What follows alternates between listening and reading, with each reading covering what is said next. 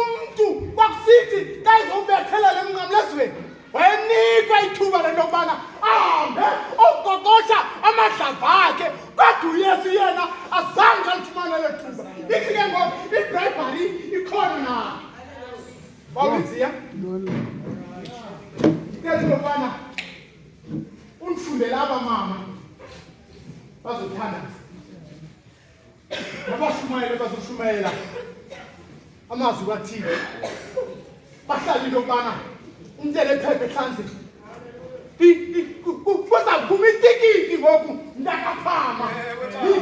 iyamama okwangelosine ihlale kuyehlanzeni uzayinika uba ulizila awugqiba anike umshumayeli itikiti ihlale ehlanzeni somshumayeli ukwenzela into yokubana azazi into yokubana elazawuthini apha emalifwayi ukuba usajonga uba kuzongena umntu phaa libala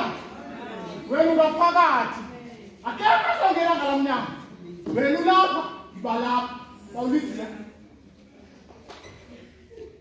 ngiyabonga